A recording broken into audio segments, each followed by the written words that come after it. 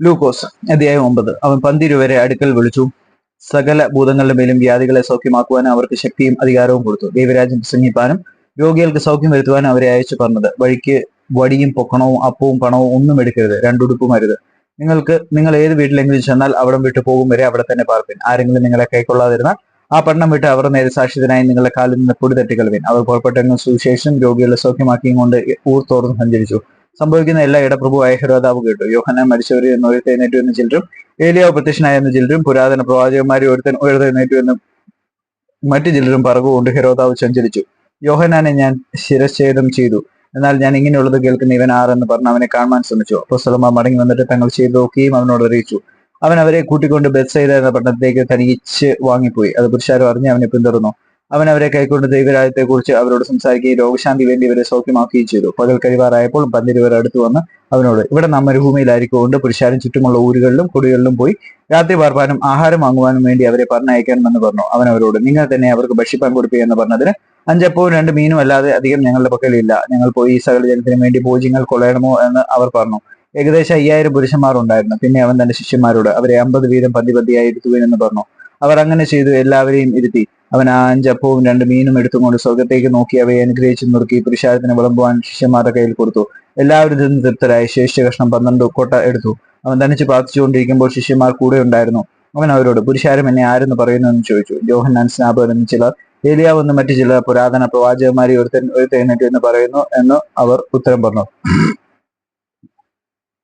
അവൻ അവരോട്, എന്നാൽ നിങ്ങൾ എന്നെ ആരെന്ന് പറയുന്നു എന്ന് ചോദിച്ചതിന്, ദൈവത്തിന്റെ ക്രിസ്തു എന്ന് പത്രോസ് ഉത്തരം പറഞ്ഞു. ഇത് ആരോടും പറയരുതെന്ന് അവൻ അവരോട് അമർച്ചയായിട്ട് കൽപ്പിച്ചു. മനുഷ്യപുത്രൻ പലതും സഹിക്കുകയും ഉപ്പന്മാർ, മഹാപുരോഹിതന്മാർ, ശാസ്ത്രികൾ എന്നിവർ അവനെ തള്ളിക്കളഞ്ഞു കൊല്ലുകയും അവൻ 3-ാം നാൾ ഉയർത്തെഴുന്നേൽക്കുകയും വേണമെന്ന് പറഞ്ഞു. പിന്നെ അവൻ എല്ലാവരോടും പറഞ്ഞത്, എന്നെ അനുഗമിക്കാൻ ഇച്ഛിച്ചാൽ അവൻ തന്നെത്താൻ നിഷേധിച്ച് നാൾത്തോറും തന്റെ ക്രൂശ് എടുത്തും കൊണ്ട് എന്നെ അനുഗമിക്കട്ടെ. ആരെങ്കിലും തന്റെ ജീവനെ രക്ഷിപ്പാൻ ഇച്ഛിച്ചാൽ അതിനെ കളയും. എന്റെ നിമിത്തം ആരെങ്കിലും തന്റെ ജീവനെ കളഞ്ഞാലോ അതിനെ രക്ഷിക്കും.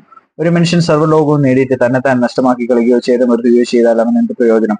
ആരെങ്കിലും എന്നെയും എന്റെ വചനങ്ങളെയും കുറിച്ച് നാണിച്ചാൽ അവനെക്കുറിച്ച് മനുഷ്യപുത്രൻ തന്റെയും പിതാവിന്റെയും വിശുദ്ധ ദൂതന്മാരുടെ മൗതത്തിൽ വരുമ്പോൾ നാണിക്കും. എന്നാൽ ദൈവരാജ്യം കാണുവോളം മരണം ആസ്വദിക്കാത്ത ചില ഇവിടെ നിൽക്കുന്നവരിലുണ്ട്. സത്യമെന്ന് ഞാൻ നിങ്ങളോട് പറയുന്നു. ഈ വാക്കുകളെ പറഞ്ഞിട്ട് ഏകദേശം 8 നാൾ കഴിഞ്ഞപ്പോൾ അവൻ പത്രോസിനെയും യോഹന്നാനെയും യാക്കോബിനെയും കൂട്ടിക്കൊണ്ട് പ്രാർത്ഥിപ്പാൻ മലയിൽ കയറിപ്പോയി. അവൻ പ്രാർത്ഥിക്കുമ്പോൾ മുഖത്തിന്റെ ഭാവം മാറി, ഉടുപ്പ് മിന്നുന്ന വെള്ളയായും തീർന്നു. 2 പുരുഷന്മാർ അവനോട് സംഭാഷിച്ചു, മോശയും ഏലിയാവും തന്നെ. അവർ തേജസ്സിൽ പ്രത്യക്ഷരായി അവൻ യെരൂശലേമിൽ പ്രാപിപ്പാനുള്ള നിര്യാണത്തെ കുറിച്ച് സംസാരിച്ചു. പത്രോസും കൂടെയുള്ളവരും ഉറക്കത്താൽ ഭാരപ്പെട്ടിരുന്നു. ഉണർന്ന ശേഷം അവന്റെ തേജസ്സിനെയും അവനോടുകൂടെ നിൽക്കുന്ന 2 പുരുഷന്മാരെയും കണ്ടു. അവർ അവനെ വിട്ടുപിരിയുമ്പോൾ പത്രോസ് യേശുവിനോട്, ഗുരു, നാം ഇവിടെ ഇരിക്കുന്നത് നല്ലത്. ഞങ്ങൾ 3 കുടിലുണ്ടാക്കട്ടെ, ഒന്ന് നിനക്കും, ഒന്ന് മോശയ്ക്കും, ഒന്ന് ഏലിയാവിനും എന്ന് താൻ പറയുന്നത് എന്നത് എന്ന് അറിയാതെ പറഞ്ഞു. ഇത് പറയുമ്പോൾ ഒരു മേഘം വന്ന് അവരുടെ മേൽ നിഴലിട്ടു. അവർ മേഘത്തിലായപ്പോൾ പേടിച്ചു. മേഘത്തിൽ നിന്ന്, ഇവൻ എന്റെ പ്രിയപുത്രൻ, ഇവന് ചെവി കൊടുപ്പിൻ എന്നൊരു ശബ്ദമുണ്ടായ നേരത്തെ യേശുവിനെ തനിയെ കണ്ടു. അവർ കണ്ടതൊന്നും ആ നാളുകളെ ആരോടും അറിയിക്കാതെ മൗനമായിരുന്നു. പിറ്റന്നാൾ അവർ മലയിൽ നിന്ന് ഇറങ്ങി വന്നപ്പോൾ ബഹുപുരുഷാരെ അവനെ എതിരേറ്റു. കൂട്ടത്തിൽ നിന്ന് ഒരാൾ നിരോധിച്ചു, ഗുരു, എന്റെ മകനെ കടാക്ഷിക്കണമെന്ന് ഞാൻ നിന്നോട് അപേക്ഷിക്കുന്നു. അവനേക്ക് ഏകജാതനാവുന്നു. ഒരു ആത്മാവ് അവനെ പിടിച്ചിട്ട് അവൻ പൊടുന്നനവയെ നിലവിളിക്കുന്നു. അത് അവനെ നിറപ്പിച്ച് പിടപ്പിക്കുന്നു. പിന്നെ അവനെ ഞെരിച്ചിട്ട് പ്രയാസത്തോടെ വിട്ടുമാറുന്നു. അതിനെ പുറത്താക്കുവാൻ നിന്റെ ശിഷ്യന്മാരോട് അപേക്ഷിച്ചുവെങ്കിലും അവർക്ക് കഴിഞ്ഞില്ല എന്ന് പറഞ്ഞു. അതിന് യേശു, അവിശ്വാസവും കൂട്ടവുമുള്ള തലമുറയെ, എത്രത്തോളം ഞാൻ നിങ്ങളോടുകൂടി ഇരുന്ന് നിങ്ങളെ സഹായിക്കും. നിന്റെ മകനെ ഇവിടെ കൊണ്ടുവരിക എന്ന് ഉത്തരം പറഞ്ഞു. അവൻ വരുമ്പോൾ തന്നെ ഭൂതം അവനെ തള്ളിയിട്ട് പിടപ്പിച്ചു. യേശു അശുദ്ധാത്മാവിനെ ശാസിച്ച് ബാലനെ സൗഖ്യമാക്കി അപ്പനെ ഏൽപ്പിച്ചു. എല്ലാവരും ദൈവത്തിന്റെ മഹിമയിൽ വിസ്മയിച്ചു. യേശു ചെയ്യുന്നതിലൊക്കെയും എല്ലാവരും ആശ്ചര്യപ്പെടുമ്പോൾ അവൻ തന്റെ ശിഷ്യന്മാരോട്, നിങ്ങൾ ഈ വാക്ക് ശ്രദ്ധിച്ചു കേട്ടുപോകെ. മനുഷ്യപുത്രൻ മനുഷ്യരുടെ കയ്യിൽ ഏൽപ്പിക്കപ്പെടുവാൻ പോകുന്നുവെന്ന് പറഞ്ഞു. ആ വാക്ക് അവർ ഗ്രഹിച്ചില്ല. തിരിച്ചറിയാതെ പറഞ്ഞു അവർക്ക് മറിഞ്ഞിരുന്നു. ആ വാക്ക് സംബന്ധിച്ച് അവനോട് ചോദിപ്പാൻ അവർ ശങ്കിച്ചു. അവർ വെച്ച് ആർ വലിയവൻ എന്നൊരു വാദം അവരുടെ ഇടയിൽ നടന്നു. യേശു അവരുടെ ഹൃദയവിചാരം കണ്ട് ഒരു ശിശുവിനെ എടുത്തരികെ നിർത്തി. ഈ ശിശുവിനെ എന്റെ നാമത്തിൽ ആരെങ്കിലും കൈക്കൊണ്ടാൽ എന്നെ കൈക്കൊള്ളുന്നു. എന്നെ കൈക്കൊള്ളുന്നവനും എന്നെ അയച്ചവനെ കൈക്കൊള്ളുന്നു. നിങ്ങൾ എല്ലാവരും ചെറിയവനായവൻ അത്രേ വലിയവനാകുമെന്ന് അവരോട് പറഞ്ഞു. നാഥ, ഒരുത്തൻ നിന്റെ നാമത്തിൽ ഭൂതങ്ങളെ പുറത്താക്കുന്ന ഞങ്ങൾ കണ്ടു. ഞങ്ങളോടുകൂടി നിന്നെ അനുഗമിക്കാകിയാൽ അവനെ വിരോധിച്ചു എന്ന് യോഹന്നാൻ പറഞ്ഞതിന് യേശു അവനോട്, വിരോധിക്കരുത്.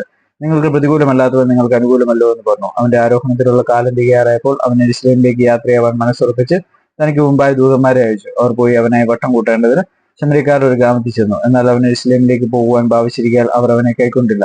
അത് അവന്റെ ശിഷ്യന്മാരായ യാക്കോബും യോഹന്നാനും കണ്ടിട്ട്, കർത്താവേ, ഏലിയാവ് ചെയ്തതുപോലെ ആകാശത്ത് തീ ഇറങ്ങി അവരെ നശിപ്പിക്കാൻ ഞങ്ങൾ പറയുന്നത് നിനക്ക് സമ്മതമോ എന്ന് ചോദിച്ചു. അവൻ തിരിഞ്ഞ് അവരെ ശാസിച്ചു, നിങ്ങൾ ഏതാത്മാവിന് അധീനർ എന്ന് നിങ്ങൾ അറിയുന്നില്ല. മനുഷ്യരുടെ പ്രാണങ്ങളെ നശിപ്പിക്കാനല്ല, രക്ഷിപ്പാനത്രേ വന്നതെന്ന് പറഞ്ഞു. അവർ വേറൊരു ഗ്രാമത്തിലേക്ക് പോയി. അവർ വഴി പോകുമ്പോൾ ഒരുത്തർ അവനോട്, നീ എവിടെ പോയാലും ഞാൻ നിന്നെ അനുഗമിക്കുക എന്ന് പറഞ്ഞു. യേശു അവനോട്, കുറുനരികൾക്ക് കൂടിയും ആകാശത്തിലെ പർവ്വജാതിക്ക് കൂടുമുണ്ട്, മനുഷ്യപുത്രനോ തലചായ്പാൻ സ്ഥലമില്ല എന്ന് പറഞ്ഞു. വേറൊരുത്തനോട് എന്നെ അനുഗമിക്കുക എന്ന് പറഞ്ഞാൽ അവൻ, ഞാൻ മുമ്പേ പോയി എന്റെ അപ്പനെ കുഴിച്ചിടുവാൻ അനുവാദം തരണമെന്ന് പറഞ്ഞു. അവൻ അവനോട്, മരിച്ചവർ തങ്ങൾ മരിച്ചവരെ കുഴിച്ചിട്ടെ, നീയോ പോയി ദൈവരാജ്യം അറിയിക്കുക എന്ന് പറഞ്ഞു. മറ്റൊരുത്തൻ, കർത്താവെ, ഞാൻ നിന്നെ അനുഗമിക്കാം, ആദ്യം എന്റെ വീട്ടിലുള്ളവരോട് യാത്ര പറവാൻ അനുവാദം തരണമെന്ന് പറഞ്ഞു. യേശു അവനോട്, കലപ്പയ്ക്ക് കൈവച്ച ശേഷം പുറകോട്ട് നോക്കുന്നവൻ ആരും ദൈവരാജ്യത്തിൽ കൊള്ളാവുന്നവനല്ല എന്ന് പറഞ്ഞു.